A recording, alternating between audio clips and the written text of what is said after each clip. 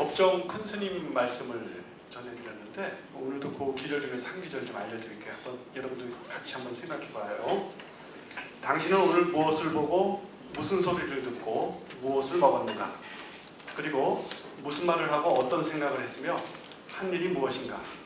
그것이 바로 현재의 당신이다.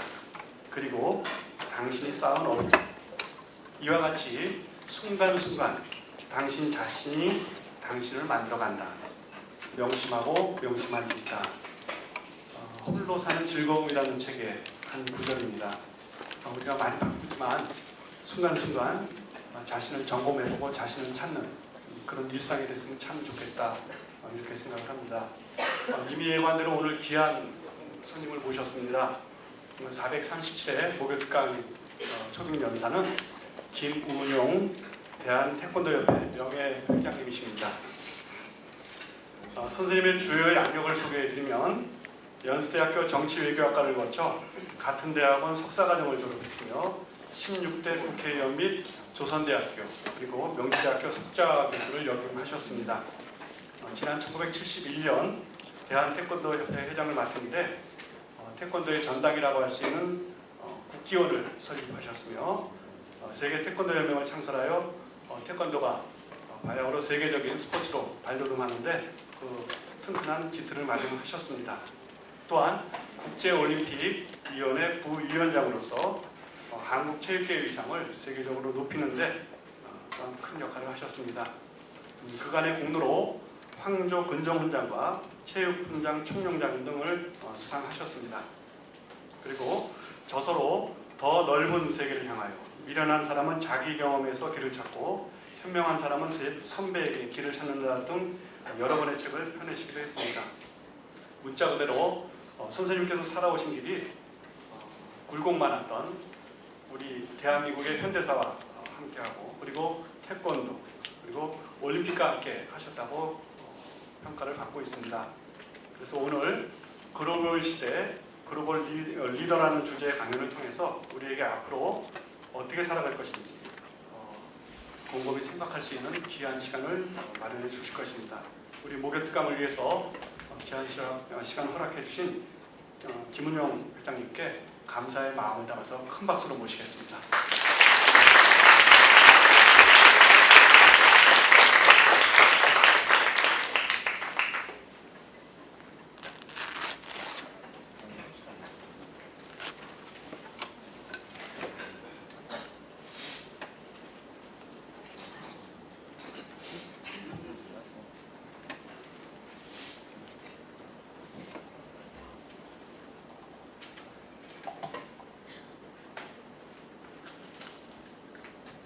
여러분들 만나 뵙게 돼서 반갑습니다. 저도 대학을 다녔지만 아직도 대학은 지성과 창조의 장이고 양심의 최후의 보루라고 합니다. 여러분들이 이 좋은 교풍 속에서 옛날하고는 좀 다른 그런 가운데 훌륭한 교육, 자기 발견, 또 자기 발전을 통해서 세계 무대에 나가서 자기도 행복을 찾고 우리나라에게도 많은 공헌을 하고 세계를 위해서도 공헌을 하는 그런 훌륭한 삶을 살 수 있었으면 좋겠습니다. 요새는 옛날에 저희가 공부할 때는 그냥 미국서 공부하고 온 선생님들이 그냥 자기가 배웠던 노트를 가져와서 흑판에 쓰면 그걸 베껴가지고 공부를 그러니까 별로 많이 못했죠.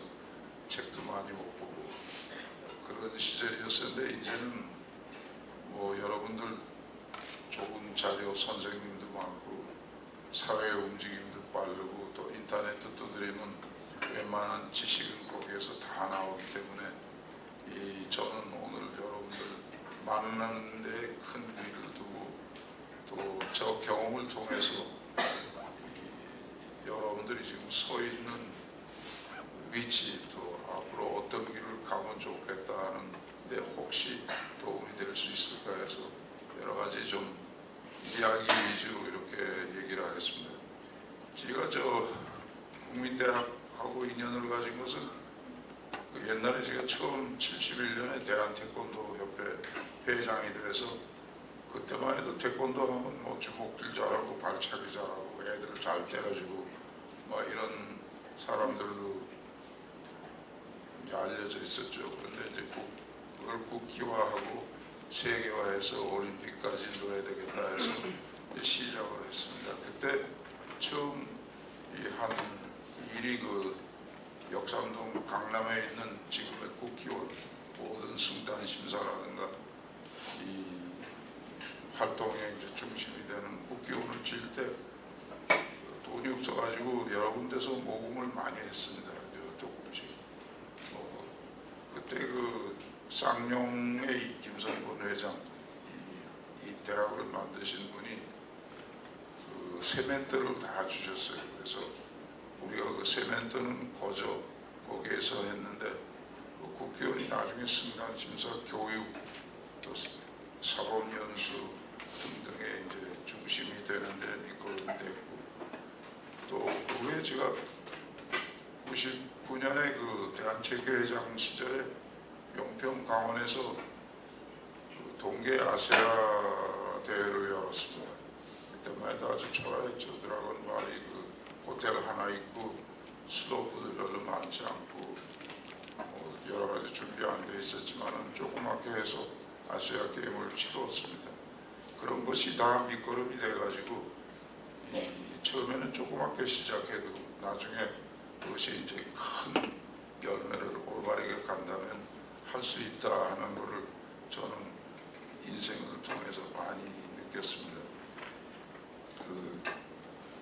그래서 옛날에 또 우리나라 돌이켜보면 여러 가지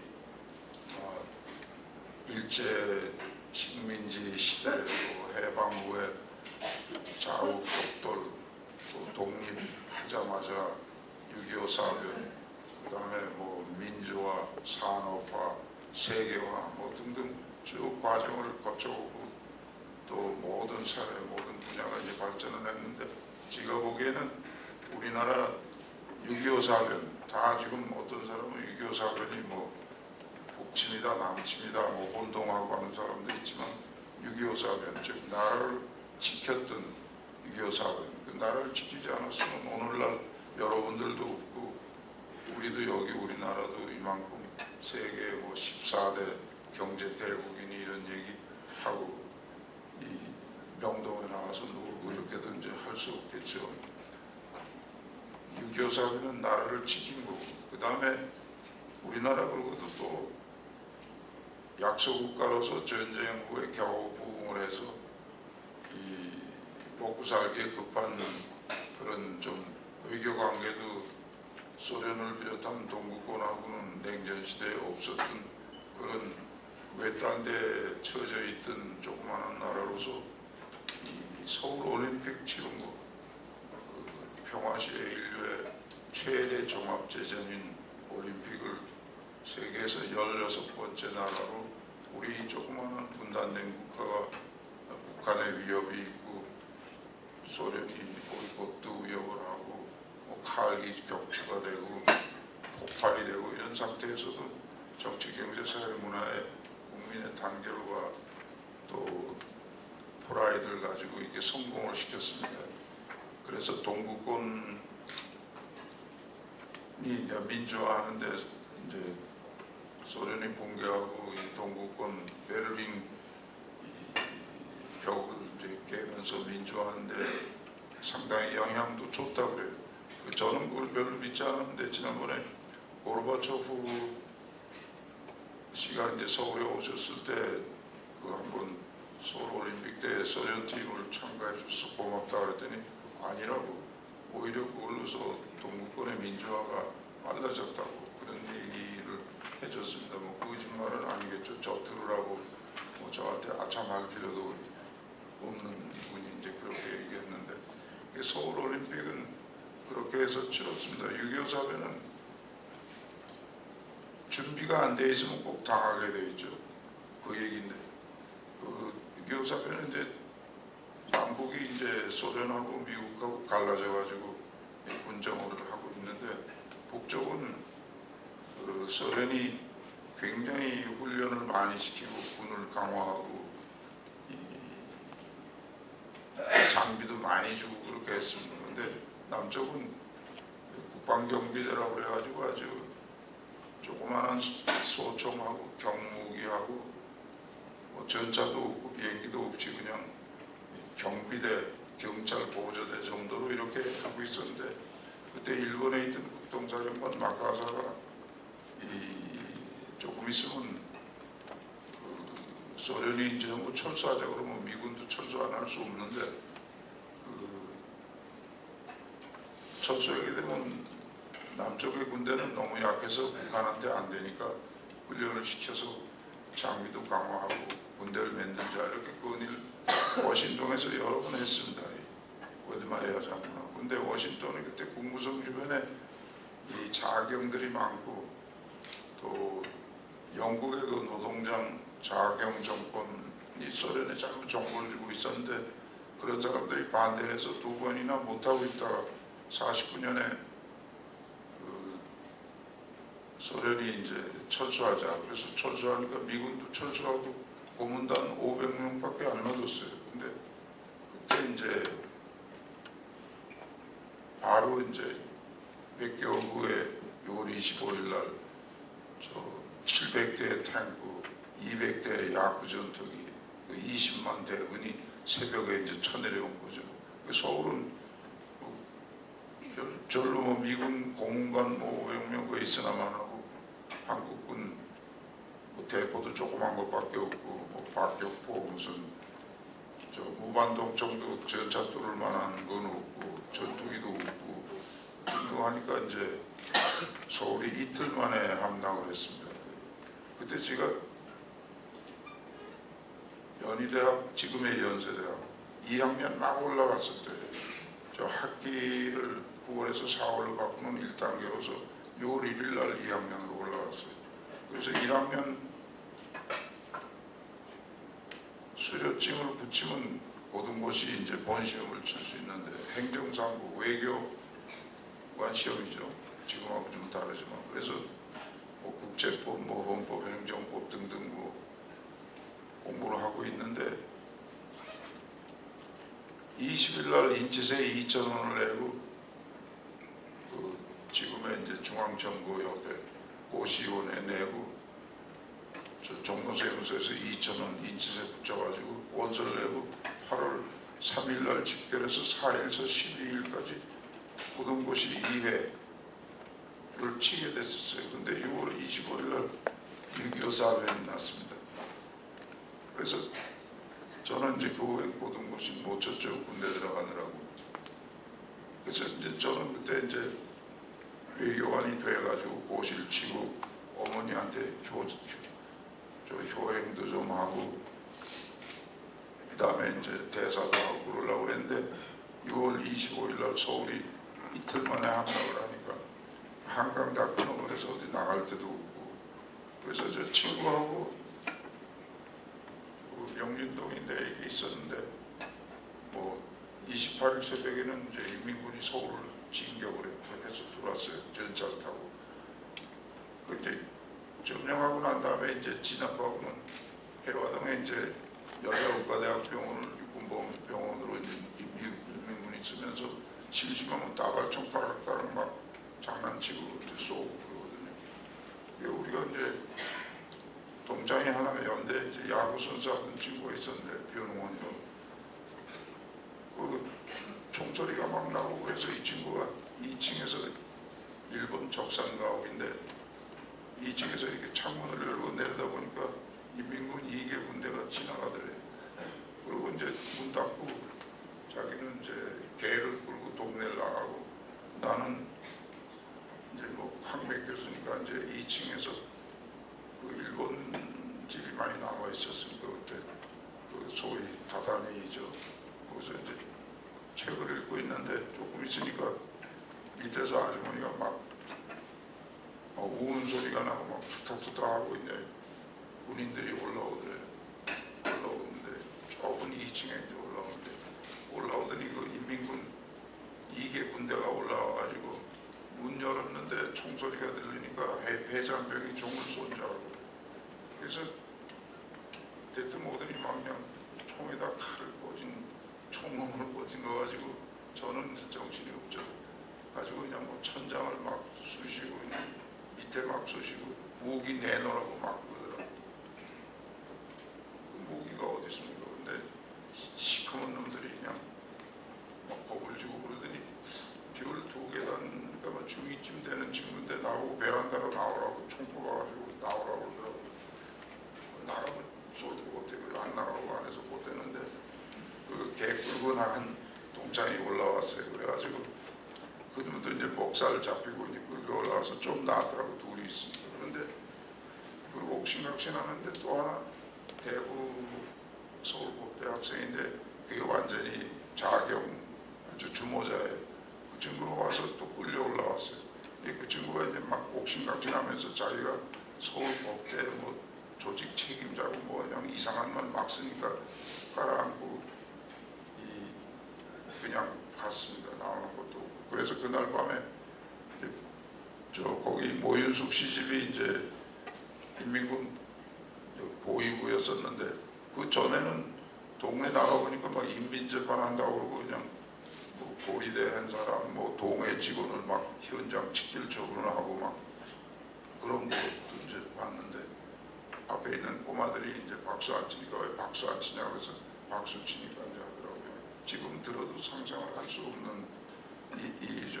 그리고 그날 밤에 이제 불려나갔는데 가족 전부 그 집 저 식모아이까지 다 이거 이제 밤에 쏴주길래나 보다 했는데 그 보위부 장교가 뭐 얘기 그 서울대학 그 공산당 책임자 학생 그 얘기 듣더니 이제 풀어주더라고요.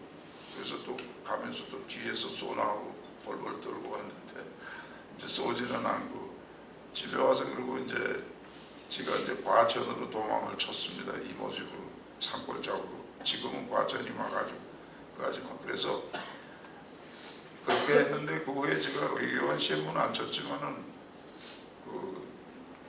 그때는 뭐 4가지 5가지 해야 할 때지만은 또 나중에 대사도 하고 또 노력해서 IOC 부위원장에서 외교관 이상으로 또 큰 외교도 하고 이렇게 할 수 있었습니다. 그러니까 혹시 자기가 제일 목표가 안 되더라도 실력만 키우고 올바르게 노력을 하면 그 다음 제2의 찬스가 제일보다 더 낫다 하는 걸 제가 인생 생활하면서 배웠습니다.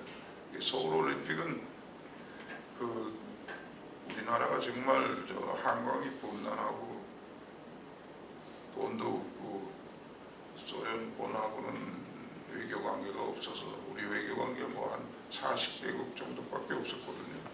근데 이제 국민이 준역이 들려 있다가 이 88 올림픽을 성공을 시켰습니다. 세계에서 가장 성공적인 또 그 전에 12년 동안 보이콧도 했지만 보이콧도 없는 그런 이제 올림픽을 치렀죠.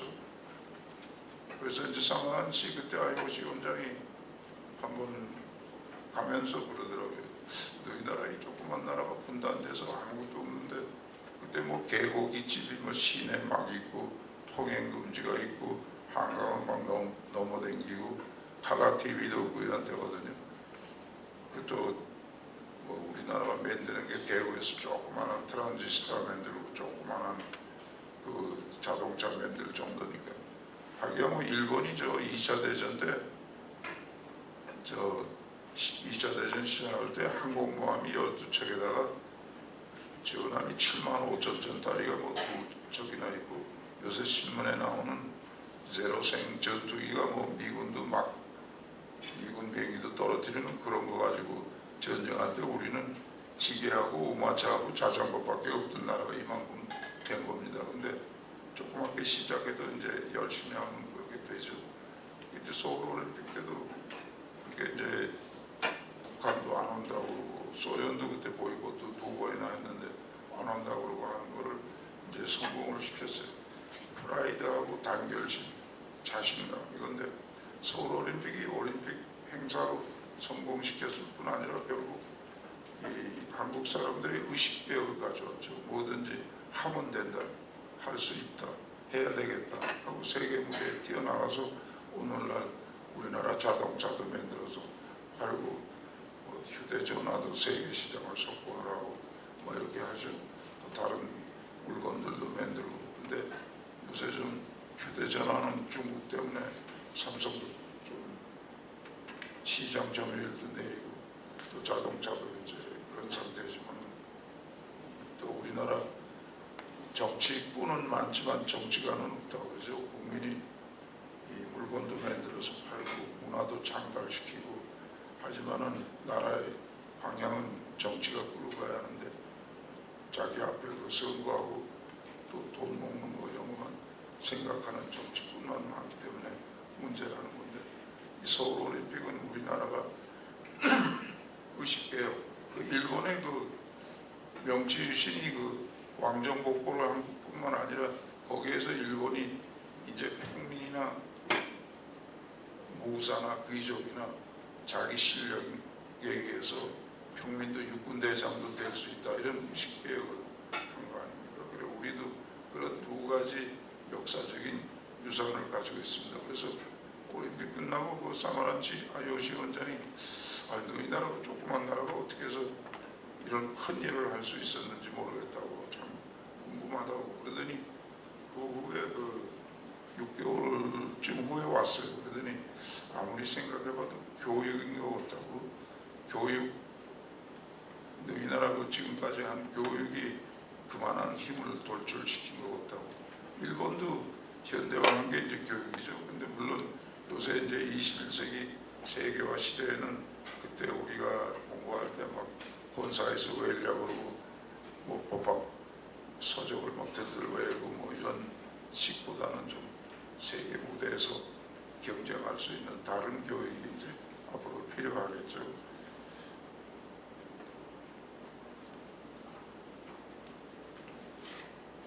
요새 우리나라 여러분들이 한번 주위를 한번 돌아보고 자기 위치와 방향을 항상 보는 게 참 중요한데 우리나라 참 5개월 동안 이제 세월호 가지고 이제 다 스톱이죠.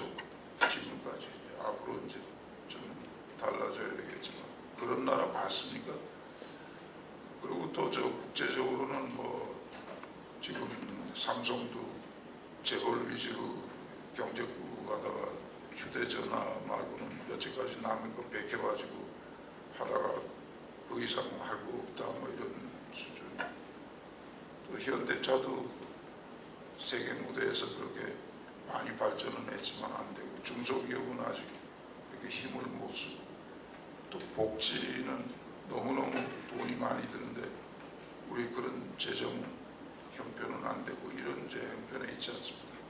그래서 여러분들도 자기 돌아가는 걸 잘 보고 이 실력을 많이 학교에 있는 동안에 닦는 게 이 다음에 좋은 것 같아요. 제가 연희대학 다닐 때 처음 들어가니까 이제 막 해방이 돼가지고 뭐 세계화의 뭐 미국 물이 막 들고 미국 그때 군사원조하고 이제 경제원조가 먹고 살 텐데 백낙준이라는 총장이 계셨어요. 상당히 이제 훌륭한 분인데 가르쳐 준 게 두 가지 있습니다. 대학에 다닐 때 인간관계 다 배워요. 1학년 때 4학년까지 사귈 수 있고 4학년 때 1학년까지 사귈 수 있고 대학 있는 동안에 10년을 사람들을 사귈 수 있잖아요. 나중에 경영이고 행정이고 다 인간관계인데 그 인간관계를 중시하고 또 하나는 이제 세계에 우리가 뛰어나가는데 영어부터 공부하라. 다른 것도 중요하지만 그래서 우리가 이제 뭐 영어 강독 3시간 미국 여자분이 이제 영어 회화 3시간 또 뭐 성경 시간이라고 그러는데 미국 교수가 성경을 3시간 9시간을 학점 땄어야 했어요. 결국 지금은 뭐 영어뿐 아니고 다른 외국어도 하지만 영어가 주고 그다음에 이제는 또 그때처럼 주판 시대가 아니니까 IT도 알아야 되고 여러분들이 이제 세계가 지금 금융 가지고 움직이는데 금융공학도 좀 알아야 되는 이런 이제 시대가 왔지만은 이 백낙준 총장이 얘기한 인간관계 또 여러분들 이제 사회에 나가서 굉장히 중요할 건데 그 우리나라 인간관계 동문, 뭐 지연, 혈연 전부 관계가 되잖아요. 대학에서 동창들의 서도배간에도 인간관계라는 게 사회에 나와서 굉장히 중요하거든요. 일본의 그 동경에 제일 훌륭한 제일이라고 그러는 사립대학 게이오 의숙대학 거기는 1, 2학년이 기숙사 생활을 다 같이 합니다. 10,000명이 2년 동안 1년 2년. 이번에 연세대학도 인천 캠퍼스에서 시작했죠. 같이 얘기하고 군대 사관학교 동기생들 마찬가지죠. 그래서 여러분들도 학교에 있을 때 이 좋은 인간관계를 동문들하고 많이 맺고 또 무엇보다도 영어 앞으로 뭐 인터넷이고 뭐 항공 이 조종하는 데고 뭐 하는 데고 다 영어 아닙니까? 그 두 가지는 꼭 공부를 하는 게 좋을 것 같아요. 요새 저 인천에서 아시아 게임 이제 지금 하고 있죠. 우리나라 원래는 어떤 스포츠였었냐면 그 소수 종회로 소수 종목 나가고 여자가 남자보다 더 잘하고 또 이북한테는 꼭 이겨야 되고 일본한테 좀 덜 져야 되고 그리고 올림픽은 꿈도 못 꾸지만은 아시아 게임이라도 한번 치르고 금메달 30년에 하나 정도 땄으면 하는 그런 계획이었었는데 지금 한국이 이제 올림픽 동계 하계 또 아시아 게임을 하계를 3번 동계를 용평소 한편 유니버시아드도 대구서 하고 또 내년에 광주에서 또 대학생 유니버시아드 하고 세계 선수권 대회가 굉장히 많죠. 월드컵 축구도 했고 한 바퀴 다 도는 것 같아요. 그죠? 근데 인천은 3번째로 아시아 게임을 1조 6천억을 들여가지고 정부가 4천억 대주고 이제 1조 2천억은 시가 지방채로 이제 한 15년 동안 물어야 되겠죠. 그 마케팅도 잘 안 되고 우리 좀 대회를 너무 많이 유치하는 것 같아요. 그죠? 평창도 지금 드라곤 발이 있고 아르펜시안 뭐 실패작이고 이자만 내고 있고 또 선수촌 산후에 질라고 해도 사는 사람 없고 강릉에 스케이트장 4개 시작도 못했고 철도도 지금 그런 식으로 과잉 투자죠. 우리 지금 1200억 가지고 F-35A 한 대 살 수 있는데 좀 자원을 좀 절약해서 했으면 좋을 것 같아요. 그리고 물론 금메달 많이 따지만 이제 체육이라는 게 우리의 그 고령화 저출산 시대에 체육이 물론 건전한 사회 건전한 생활에 굉장히 도움이 되죠. 더구나 요새 의료기기, 의료기술, 의료약품, 예방운동, 레크레이션, 여행, 관광 뭐 등등해서 이제 고령화가 점점 이제 늘어가지고 옛날에 20에서 60까지 일하고 은퇴하면 그걸로 그만이었었는데 이제는 그 후에 또 20년, 30년 또 제2의 인생을 살아야 되는데 그 의료비하고 생활 다 보험 누가 부담합니까? 그러니까 그 복지정책도 돈 주는 복지정책이 아니고 이제 체육도 금메달을 많이 따는 요새는 올림픽 유치나 올림픽 금메달은 국가가 어마어마한 투자를 하지 않으면 절대로 안 되죠. 그 상위 10개국 보면 미국이고 중국이고 영국이고 독일, 폴란드, 한국, 일본 전부 어마어마한 투자하는 나라죠. 근데 이제 학생들은 이제 스포츠를 하면 예를 들어서 그 마약, 퇴치, 게임 중독, 비만 예방, 폭력 예방 이런 데도 도움이 될 거고 고령화 사회의 고령화 생활을 이제 건전하게 해서 의료비도 절약시키고 사회도 건전하게 하고 치매 환자도 줄여서 개호 문제도 없어지고 하려면 그런 데 상당히 이제 노력을 해야 할 것 같아요. 요새 뭐 창조 경제도 많이 얘기하는데 여러분들 이제 대학은 창조의 장인데 일본의 전기 자동차 개발해서 기업에 남긴 게 그 대학들입니다. 근데 줄기세포도 마찬가지죠. 세계 하버드 다음으로 교토대학의 야마나카 교수라고 저 만능 줄기세포 노벨상 받은 벌써 이 세포를 만들어 가지고 그 망막 황반 변형 이게 이제 망막을 이제 세포 가지고 만들어서 사람 눈에다가 이제 6사람 벌써 했지 않습니까? 지금 막 실험 시작하는데. 그리고 이제 뼈 때문에 이제 성장 안 하는 소위 난쟁이 있죠. 그 이제 그 원인을 알아가지고 이제 세포 가지고 키를 크게 지금처럼 그런 방법, 효과 아닌 방법이 아니라 잡아당기고 뭐 이런 거 아니고 이제 키 크게 한다는 거죠.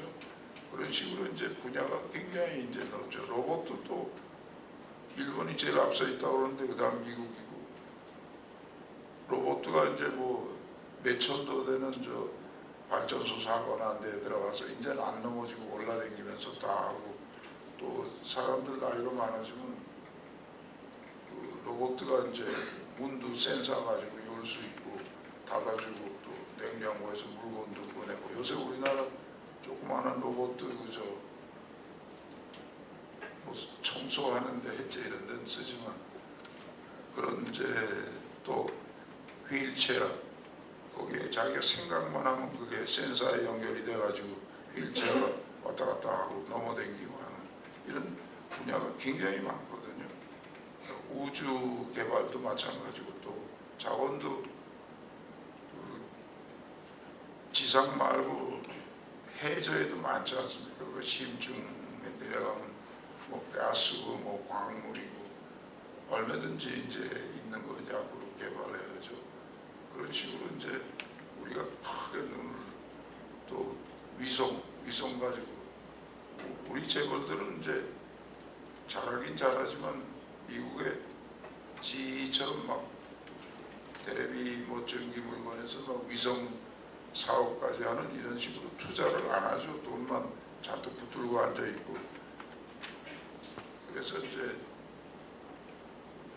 좀 우리도 좀 눈을 크게 두고 또 돈도 좀 아끼고 뭐 용산구청 1,600억, 뭐 서울시청 3,200억, 또 국회 뭐 별관, 아직 의원 별관 짓는데 2,200억 뭐 이렇게 충주, 광주 뭐 시청들 한번 보면 어마어마하죠. 몇천억씩 들여서 F-35가 한 대에 1,200억인데 그거하고 복지 이런 데 이제 얼마든지 또 경기장 너무 많이 짓죠. 이번에 인천에도 16개 지었는데 강릉도 마찬가지. 나중에 월드컵 축구장처럼 전부 놀고 있죠. 내년에 예산의 3분의 1이 복지에 나가야 되는데 복지도 지금 안 되죠. 6.25 사변 참전한 사람도 겨우 한 달에 15만 원 주는데 이런 거를 여러분들이 앞으로 좀 앞장서서 창조 그리고 또 자기가 할 수 있는 실력을 갖추면 좋겠습니다. 왜 학문을 합니까? 학문을 안 하면 아무것도 모르죠. 지구가 동그란지 뱀뱀한 건지 지동설, 전동설 그거 다 거기에서 나오지 않았어요? 그리고 사람의 몸도 의학 공부 안 하면 해부 안 해보면 몰랐지 않습니까? 그리고 다 이제 해봐야 알죠. 그런데 자기가 이제 얼만큼 알고 아는 것도 중요하지만 얼만큼 알고 또 얼만큼 모른다. 이게 참 중요해요. 처음부터 뭐 아무것도 모르는 거하고 알고 얼만큼 모른다는 걸 안다 하는 건 다르죠. 그리고 이제는 대학에서 옛날처럼 막 본사에서 저도 본사에서 그때 무식하게 A에서부터 쭉 한 C쯤까지 외우니까 그냥 A 쪽은 다 잊어먹어요. 써먹지도 않으니까 그런 공부는 안 되고 대학에서 자기가 그 가설을 세우고 시험을 해가지고 판단을 내리고 그거를 전파하고 이렇게 이제 또 자기도 발견하고 이렇게 이제 나가는 게 좋겠죠. 이제 사회과학은 문헌 많이 봐야 되고 자연과학은 실험 많이 해야 되고 인문과학 문헌 많이 봐야 되고 또 사회과학 통계 많이 봐야 되고 이런 공부를 하면서 자기가 문제를 찾아서 분석하고 생각하고 그 방법을 강구하고 이렇게 판단을 내리고 그리고 세계 무대에 나가서 경쟁하는 그런 게 좋은 것 같습니다. 요새 마침 저 뭐 문과 이과 뭐 한자도 좀 소학교서부터 조금 뭐 병행한다고 그러고 잘하는 것 같아요. 그죠? 그리고 또 저 이과 문과도 이제 뭐 구별을 없앤다고 그러는데 사실은 이과 문과가 대학 가면 있죠. 구별이. 근데 문과 인문학 하는 사람도 이공 쪽을 좀 알아야 돼요. 또 이공 쪽도 문과 쪽을 좀 알아야 되고 요새 사회주의, 자본주의도 다 믹스업이 되지 않았어요. 그렇게 하고 그 다음에 또 그것만 가지고는 인간성이 풍부하지 못하죠. 예체능도 좀 해야 되고 미국서 고등학교 나와서 대학 들어가는데 성적만 좋아가지고 좋은 대학 안 넣어주지 않아요. 다 학교 다닐 때 자원봉사도 하고 음악도 하고 또 운동도 하고 이렇게 해서 인간이 이제 좀 평범한 두루두루된 그런 능력 있는 사람이 되면 좋겠고 요새 우리나라는 이제 외교를 또 잘해야 될 거예요. 우리나라 이제 100년 전하고 같다고 그러는데 일본 있죠, 러시아 있죠, 중국 있죠, 북한 있죠, 미국 있죠. 그 틈에서 우리가 이제 남아야 되는 거거든요. 근데 옆구리 나라하고 싸움만 해가지고는 안 되고 또 외교라는 게 교섭의 술인데 사람 만날 때 개인에게도 무식한 사람하고는 외교 안 하려고 그래요. 그냥 책상 막 두드리고 그냥 큰 소리 치고 우리나라 요새 큰 소리 치는 사람이 많죠. 자기 말 아니면 다 옳지 않고 자기만 옳고 자기 말 안 들으면 적이고 대화 안 하려고 그러고 주역에 이런 얘기도 있어요. 천도, 지도, 귀도, 인도 이게 있는데 하늘, 땅, 뭐 귀신, 사람. 인도에는 한국에서 성공한 사람은 다 망하게 돼 있는 걸로 돼 있어요. 왜 그러냐? 미워서 그냥 가만 안 둔다. 증오해가지고. 증오. 시기 정도가 아니고 증오. 그러니까 올라가면 내려갈 생각을 해야 돼. 로크펠러나 빌 게이츠처럼 다 내려놓고 다 풀고 좋은 일 하고 이렇게 하지 않으면 다 망하게 돼 있어요. 조금 그런 거 같지 않아요? 지금. 그래서 영국에 아까 사마란치 얘기를 했는데 영국의 대기자가 런던 타임스 기자가 나보고 얼마 전에 너희 나라 발전 무지하게 빨리 했는데 발전할 때 보니까 마치 독일 발전한 거 정도 독일밖에 생각이 안 난다고. 근데 요새는 한국이 어떻게 보이냐 하면 리벤지 있잖아요. 리벤지. 보복. 그걸로 사는 것 같다 이거예요. 난 리벤지 보복보다 다른 말이 없나니까 한풀이. 우리 지금 한풀이 할 필요 없죠. 이만큼 세계 14대 경제 대국도 되고 세계 제일도 많이 가지고 있고 뭐 복지도 그나마 의료복지, 관광 모든 분야에 상당히 이제 됐는데 OECD 통계 나쁜 거 전부 뒤에서부터 1등, 2등 할 정도는 필요 없죠. 자신 있게 해야 되고 통일도 마찬가지. 우리 혼자 통일이 됩니까? 북한이 절대로 나보고도 핵은 포기 안 한다고 육자회담 하기 전부터 포기하는 날 짓밟히니까 안 한다 했는데 지금 안 하죠. 육자회담 하면서 슬슬 뜯어갈 거 뜯어가고 요번에 이제 조금 주긴 줘야 될 것 같은데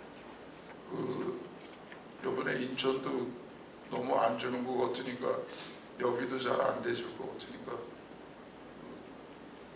응원단 오는 거 위녀 응원단도 못 오게 되고 그랬죠. 그래서 부흥이 안 일어나고 또 남북이 이제 대화문을 열려는 한 단계 이제 되지 않았는데 시드니 동계올림픽 하계올림픽 때 제가 IOC 있으면서 대한체육회장 할 때인데 이 북한하고 동시 입장을 했습니다. 50년 만에 처음 했죠. 밤낮 어디서 만나면 눈 부릅뜨고 막 그냥 인상 쓰고 말도 안 하고 이러다가 했는데 처음에 이제 그때 IOC 집행위원회에서 그 사마란치 IOC 원장 보고 이거 동시 입장 한번 독일처럼 옛날에 동서독처럼 했으면 좋겠다. 좋은 생각이라고. 그래서 김대중, 김정일 두 분께 이제 편지를 썼어요. 뭐 김대중 대통령 좋다고 그럴 거다. 근데 김정일은 모르겠다고. 그런데 배신이 없어요. 근데 남북 정상회담 때 이제 제가 체육회장으로서 평양을 갔습니다. 그래서 김정일을 만났는데 그 아주 유머도 많고 재밌는 사람이더라고요. 근데 뭐 예를 들어서 내가 한국 텔레비 3개 다 본다고. 그 중에서도 KBS 제일 많이 본다고. 그 이유 뭔지 아느냐? 정부 방송이니까 본다. 뭐 이런 식이에요. 그리고 이제 나보고 이제 갔는데 남북 동시 입장에 대해서는 아무도 얘기를 해줄 수 있는 사람이 없어요. 그래서 김정일 위원장 만났을 때 이따다 해가지고 내가 뭐 어떻게 해주면 되느냐고 물어보길래 근데 남북 동시 입장 시드니에서 이 제안을 해놨는데 소식이 없다고 그랬더니 그건 들은 척만 척하고 혹시 무슨 소리 나오나 해서 들은 척만 척하고 김대중 대통령 거기서 남아에서 나만 보면 어떻게 되냐고 물어보는데 지금 얘기하고 있습니다 해놨는데 그러더니 김정일이가 딱 보더니 그거 말고 남북이 합해가지고 세계 제패할 수 있는 종목이 뭐가 있냐고 그래요. 그래서 올겨울길에 탁구라고 그랬더니 그게 맞긴 맞았어요. 지바에서 이제 합해가지고 세계를 했죠. 그래도 이제 소식도 못 듣고 이제 서울로 돌아왔는데 안 되겠어요. 그래서 또 사마란치 위원장 보고 개회식에 두 분을 한번 초청하자고 그러니까 편지는 쓰는데 김대중 대통령은 모르겠지만 김정일은 모른다고. 자본 쓰자고 했더니 소식이 또 없더니 또 며칠 있다 텔레비에 자기 초대받았는데 내가 국사에 바쁜데 뭐 영화 배운 줄 아느냐 거기 가서 놀러 돌아다니기 그래서 이제 걸렸구나 했는데 시드니 갔는데 장홍이라고 깊은 아이오시오 그 사람이 3일 전에 왔어요. 이제 교섭하자 그래서 했는데 우린 300명이고 북한 뭐 한 100여 명 되는 줄 알고 반씩 같이 나가자는 거 그랬더니 안 된다 이게 150명 안 되고 100명도 안 되고 그 얘기하다 보니까 60명밖에 없어요 북한은. 그럼 IOC에서 돈 대줄 테니까 20명 임원 데리고 와서 90 채우자고 그래가지고 90명 나갔어요. 서울에서 이제 정치가들이 또 신문에 나를 때렸더라고. 우리 300명을 희생하느냐고.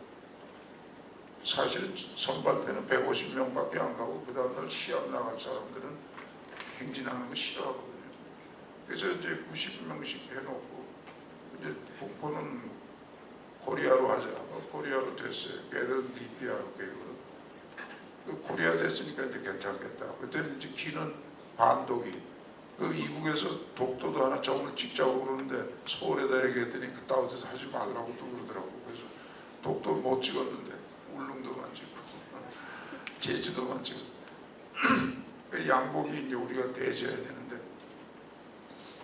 서울에다 연락해서 추석인데 300보를 사가지고 기성복을 가져왔어요.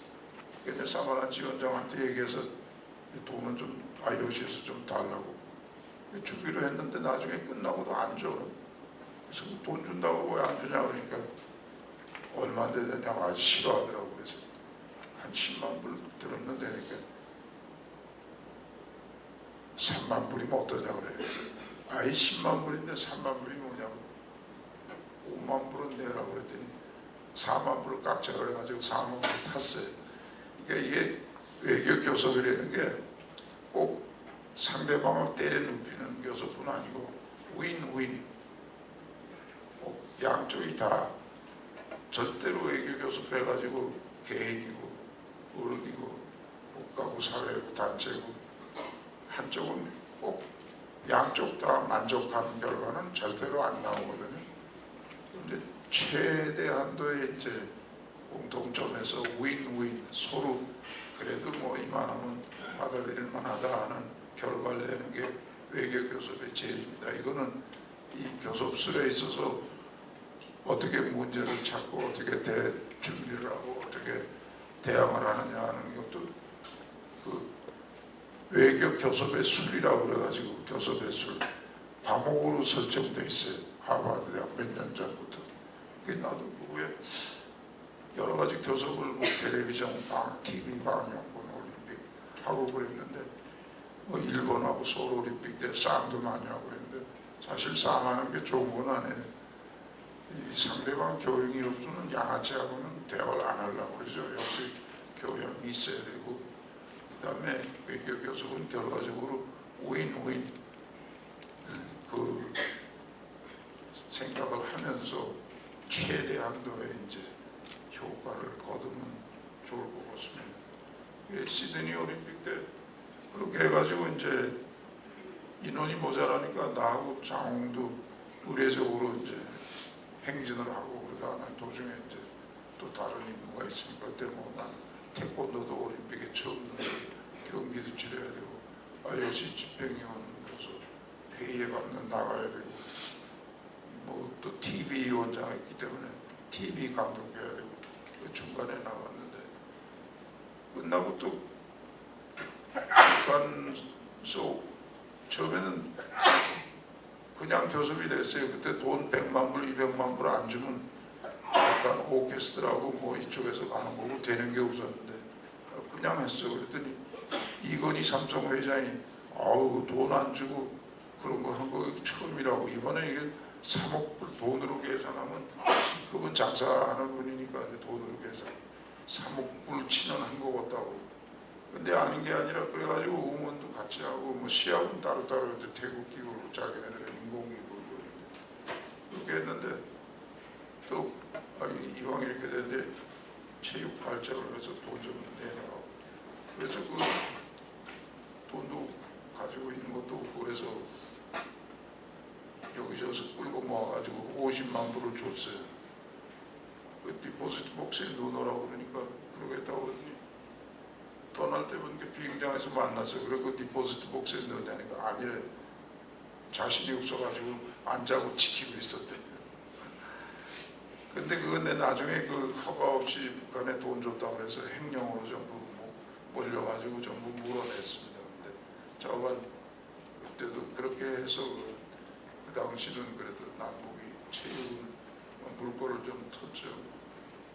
원래 이제 공산권 사람들은 2차 대전 때도 미국이 소련한테 2천만 불 랜드 리스를 해줬는데 뭐 빌려주면 그 주는 거고 받아 먹으면서도 더 큰 소리 치고 그만하게 노는 게 그 공산권 사람들이에요.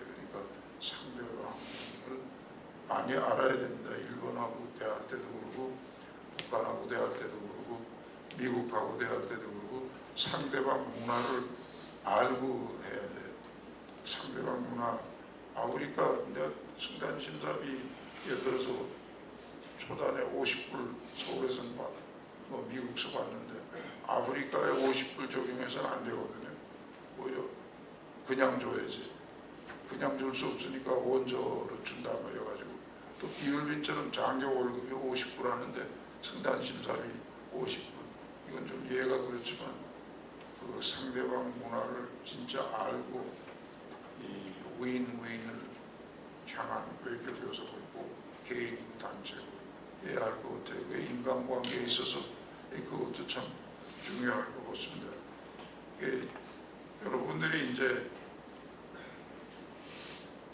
하여튼 프라이드를 좀 가지고 이 자기 발견을 하고 또 독서도 많이 해야 돼요. 독서 지식을 늘릴 뿐 아니라 사고력하고 상상력하고 모든 게 그 독서에서 나오거든요. 우리나라 사람들 책을 너무 안 보고 그래서 이제 게임 중독 나오고 근데 책방이 별로 없잖아요.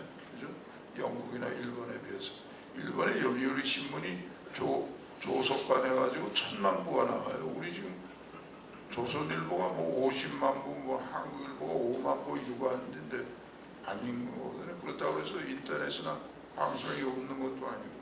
그래서 우리가 이제 좀 그렇게 독서도 좀 여러분들이 하면서 운동도 좀 하고 꿈도 좀 가지고 낭만도 좀 해방 후에 우리가 학교 다닐 때는 좌우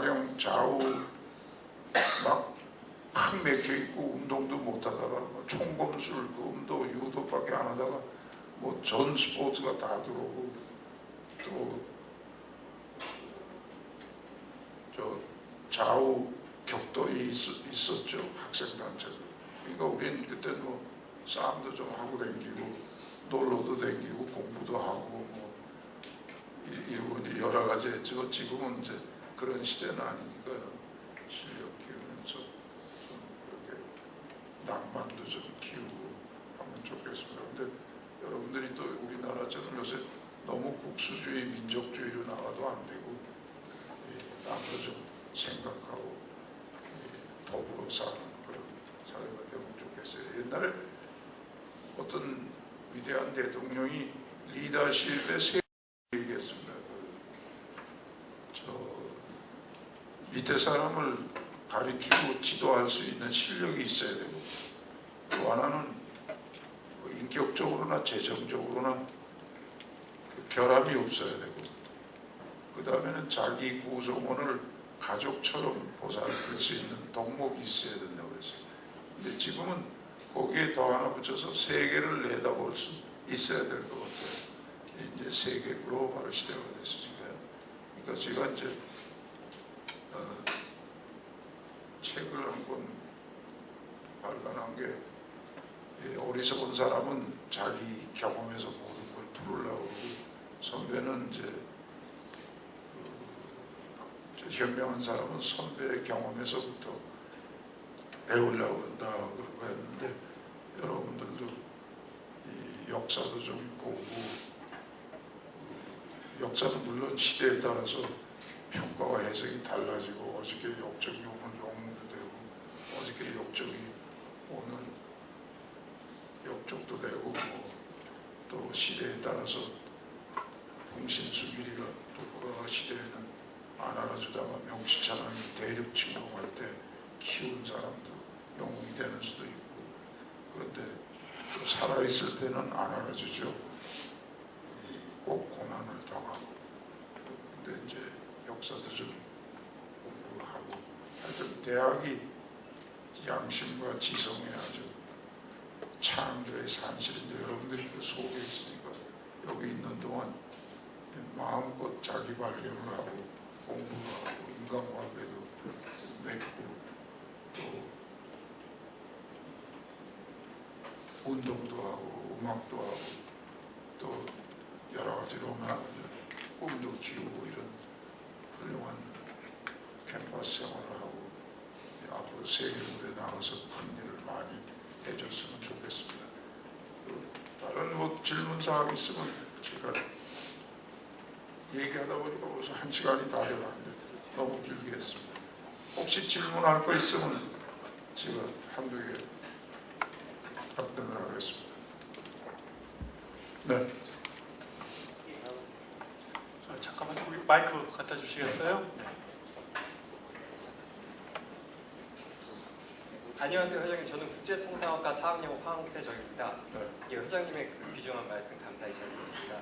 예, 개인적으로는 제가 교환학생으로 있었던 남미의 페루에서 도처에서 태권도장도 만나고 또 그 태권도 도복을 입고 뛰어노는 애들을 많이 봤는데 그럴 때마다 큰 자긍심을 느낄 수 있었습니다.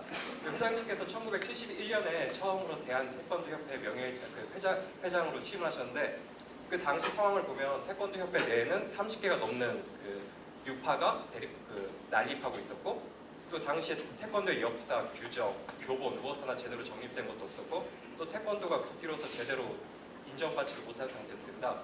근데 그런 상황에서도 취임하시면서 이렇게 태권도의 세계화를 비전으로 내세우셨는데 그처럼 내부적으로 그렇게 먼저 처리할 일들이 매우 많았고 그렇게 많은 문제가 산적해 있었음에도 태권도는 세계를 향해야 한다라고 그렇게 굳게 마음먹으신 이유를 알고 싶습니다.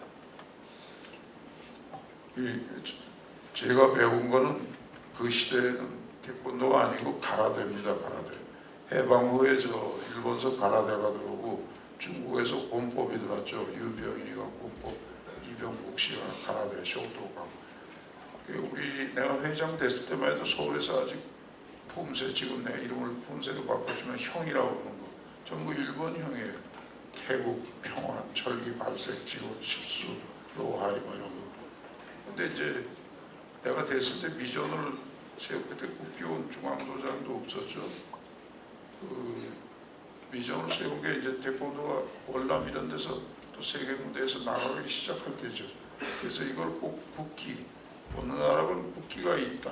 그 태권도가 국기가 돼야 되겠다. 그래서 미전을 국기화, 그다음에 세계화, 호국의 기술, 기선양의 기술, 네 가지 비전을 세우고 제일 먼저 한 게 국기원을 진 거예요. 그때 쌍용소 세멘트, 인천제철에서 철분, 한국유리에서 유리, 이병철 씨가 300만 원, 뭐 현대 정영이가 200만 원, 뭐 이런 때입니다. 옛날에 철분이 뭐 한 톤에 2만 원, 세멘트가 한 부대 270원, 뭐 이런 때 목재는 동명목재. 그래서 땅을 서울시에서 빌려가지고 지었죠. 1년 만에. 그게 이제 국기원이에요. 그래서 이 모든 세계 활동과 종주국 협회에 이제 활동을 하는데 이게 세계화 되려면 일본 가라테처럼 분파가 있어가지고는 안 되죠. 힘이 약해서. 그래서 30개관을 청도, 모치도, 무도 쪽 유명한 거 있죠. 그걸 통합을 했죠. 그것도 승단 심사도 관에서 막 내는 거 통합하고 봄새 형도 새로 만들고 또 안전이 중요한 거 호구도 만들고 그리고 또 중요한 거는 그렇게 하고 난 다음에 그 모든 국제기구에 들어갔습니다. 세계연맹 만들고 아이스프 들어가고 아세안 게임, 아프리카 게임, 남미, 파남 게임 이렇게 들어가고 마지막에 IOC 승인받고 했죠. 다른 사람이 종목이 역사도 없었어요. 화랑도냐 뭐 어디서 나왔느냐 할 때 고구려 무용총 거기 금강 역사부에 있어서 그걸 하고 찾아서 이게 우리 역사다 뭐 이렇게 했는데 결국은 현대 태권도는 그거 이제 올림픽에 넣었죠. 들어갈 걸 들어간 건 아니고 나도 제1부위원장이었지만 사마란치 위원장이라는 분이 있었고 또 태권도 실적을 많이 올렸어요. 사범들이 세계 선수권 대회도 하고 뭐 그렇게 해서 85대 0으로 파리에서 들어갔는데 우리가 역사를 만들고 가라델 태권도를 만들고 역사를 만들고 룰을 만들고 이론을 만들고 우리가 만들어낸 우리나라의 역사입니다. 그래 요새 인천서 개회식이 한류 스타들만 가지고 전부 했죠. 성화 마지막 주자는 이용의 유명한 이게 어디까지나 스포츠 행사인데 스포츠가 주가 되고 한류 스타들이 사이드가 돼야 되는데 거꾸로 됐죠. 근데 비판이 많아요 지금. 태권도는 그래도 한류로서 우리 사범들이 우리 문화를 세계 속에 심고 영원히 한탕 지나가는 게 아니고 한류의 1호라고도 할 수 있죠. 네. 근데 그런 식으로 해서 우리가 역사를 만들고 룰을 만들고 찾고 했는데 이제 지금 세계가 안 받아주면 소용없거든요. 세계가 받아주죠. 가라테, 우슈 이런 건 아직 그렇게 안 돼서 세계가 안 받아주니까 그렇게 되는 거죠. 우리 경쟁을 그때는 뭐 가라테 밥이죠 우리가. 네. 지금 우리가 그렇게 자랑스러운 그렇다고 해서 너무 국수주의적으로 나가면 안 되고 네. 실력 위주로 나가면 이 다음에 알아줄 날이 있겠죠. 네, 답변이 됐습니까? 혹시 다른 질문 있으시면 너무 지루한 것 같아서 지금 위원장님 좀 하나만 제가 좀 여쭤봐도 되겠습니까? 네. 그 우리나라 같은 경우에 여기 아마 학생들도 초등학교 때 태권도장을 거의 아마 경험을 했을 텐데요. 이게 이제 뭐 입시 문제도 있고 여러 가지가 있겠지만 중고등학교 가면은 태권도를 접하는 경우가 거의 힘들고요. 또 이제 남학생들은 아마 군대 가면 또 태권도를 뭐 접하는 경우가 있고 그럴 텐데요. 저는 개인적으로 그 중국에 가서 참 부러웠던 게 공원이나 일반 이런 데 보게 되면 이제 이 태극권을 한다든지 아주 그런 게 일상화되는 모습을 보면서 혹시 우리는 그 일반 국민들에게 태권도나 이런 것들이 좀 이렇게 일상화될 수 있는 그런 방편이나 또는 그런 노력이나 이런 게 없는지 또 아니면 그 위원장님께서는 또 다른 또 생각이 있으신지 좀 말씀을 그 좀. 어린이 때 다 하다가 이제 입시 준비하다 보면 입시가 더 중요하거든요. 네. 그리고 또 경제가 발전함으로써 스포츠가 생활의 일부가 되니까 다른 거 할 게 많잖아요. 태권도 아니래도 지금 즐길 수 있는 더 재미있는 스포츠가 뭐든지 있으니까 국가에서 그걸 강제적으로 할 수 없고 또 태권도 지도자들이 그 재미있게 자꾸 개발을 해야 되겠죠. 지금은 어떻게 하지를 못하고 그러니까 뭐 미국 가도 뭐 펜싱도 있고 자, 혹시 또 뭐 질문 없으세요? 여러분들 오늘 반가웠습니다. 앞으로 네, 또 뵙게 되기를 바랍니다. 감사합니다.